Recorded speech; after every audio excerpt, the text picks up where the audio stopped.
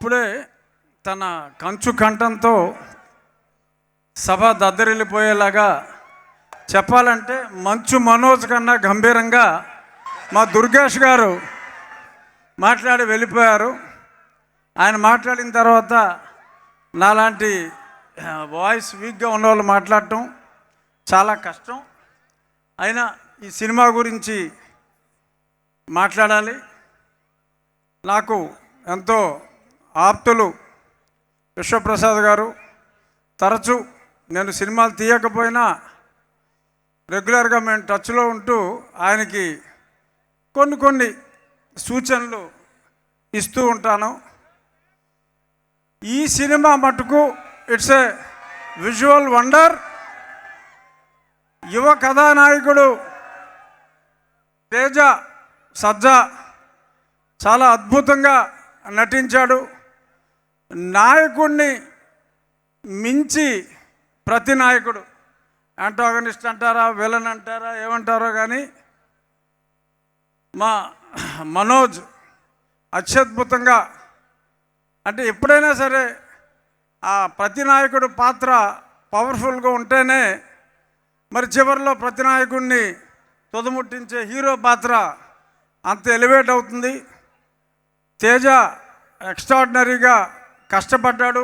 మనం ఏదో visual effects అనుకున్నాం, ఎంత కష్టపడ్డాడో ఇందాక చూపెట్టారు. ఆ సినిమా మేకింగ్ షాట్స్లో ఎంత ఎదిగినా ఒదిగి ఉండటం అనేది హీరోకి చాలా అవసరం. ఎంత వరుసగా 3 హిట్లు వచ్చినా చక్కగా ఒదిగి ఉండే Teja Sajja is going to be unstoppable hero.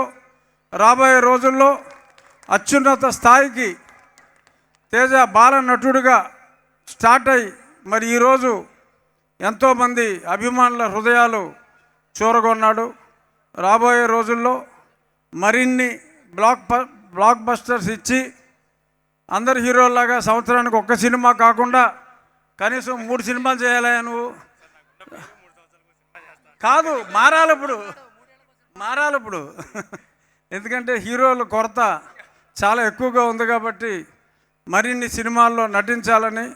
ఇక ఈ సినిమా గురించి వస్తే ఫ్యాంటసీ సినిమా, జనరల్గా ఫ్యాంటసీ సినిమా అంటే అర్థం లేకుండా ఎలాగైనా తీయొచ్చు, కానీ ఎంతో అర్థవంతంగా ఆ రామతత్వాన్ని కూడా చక్కగా చూపిస్తూ సర్వశక్తులు కావాలి అంటే ఆ శ్రీరాముని ధనుస్సులో ఉన్న ఆ విల్లుని ఆసరాగా తీసుకుని అత్యద్భుతమైన విజయం, అలాగే ఆ జటాయు సోదరుడు లాంటి ఆ పక్షి సహాయంతో మరి ఆ శత్రువుని ఏదైతే గ్రంథాలు పాపం శ్రీయా గారు చాలా కష్టపడి సేవ్ చేయాలనుకుంటారో ఆ గ్రంథాలని సేవ్ చేయటానికి రామబాణంలోని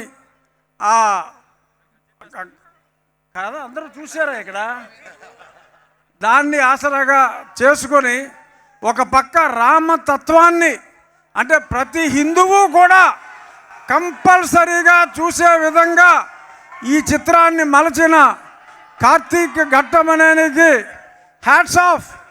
is not an ordinary director. చాలా ఎక్స్ట్రాడినరీగా రామతత్వాన్ని, భక్తుల మనోభావాలు దెబ్బతినకుండా ప్రతి హిందువు చూసి అంటే స్పృశించాడంతే రామతత్వాన్ని, కానీ ప్రతి హిందువు గర్వపడే విధంగా ఇంత అత్యద్భుతమైన సినిమాని తను డైరెక్ట్ చేయటం, సినిమాటోగ్రఫీ, అలాగే background music. I'm proud to say Hari నా ఉండి నివాసి, అంటే ఒరిజినల్గా మా ఉండి వాసి అతను. ఈరోజు ఆ బ్యాక్గ్రౌండ్ మ్యూజిక్ చూస్తే మరి భారతదేశంలో ఉన్న ఏ అగ్రగామి, ఇప్పుడు అందరూ మనం అనిరుద్ధ్, దేవి ప్రసాద్, అంతకు మించిన రేంజ్లో ఈ సినిమాకి బ్యాక్గ్రౌండ్ మ్యూజిక్ ఇచ్చిన హరికి నా హృదయపూర్వక అభినందనలు తెలియజేస్తూ, ఈ యూనిట్ విశ్వప్రసాద్ గారు డెఫినెట్గా రాబోయే రోజుల్లో రాజాసాబ్తో మరింత విజయాన్ని ఆయన తప్పకుండా చూస్తారు.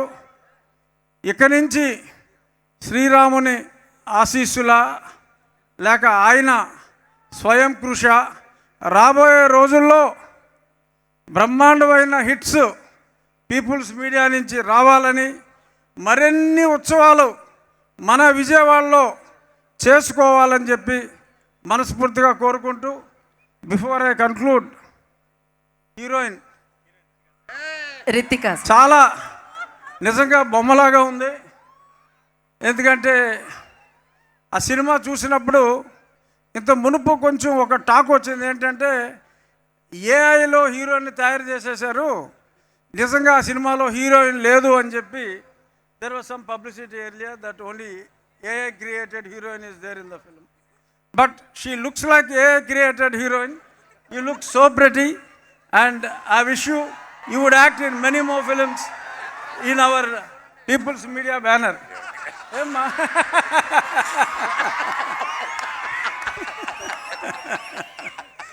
పాపం మా మనోజ్కి సినిమాలో హీరోయిన్ లేదు, అన్ని మాయలు మంత్రాలు బుష్ బుష్ తప్ప హీరోయిన్ లేదు.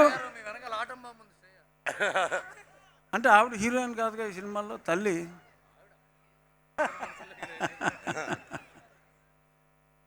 సో మనోజ్ ఇలాగే నాయకుడిగానే కాకుండా ప్రతి నాయకుడిగా మరింత రాణించాలని. ఎందుకంటే మా మోహన్ బాబు గారు మేమందరూ ఎప్పుడో కొన్ని దశాబ్దాలుగా స్నేహితులం కాబట్టి మనోజ్ ఎంత స్థాయికి ఎదిగినప్పటికీ నా దగ్గర బాలుడే. So I wish the team of Vishwa Prasad garu to have many more successes and all the best, sir. Thank you triple గారు, థ్యాంక్ యూ సో మచ్. మరొకసారి రఘురామరాజు గారికి కృతజ్ఞతలు తెలియజేసుకున్నాం. ఇప్పుడు పట్టాభి గారిని మాట్లాడాల్సిందిగా కోరుకుంటున్నాను.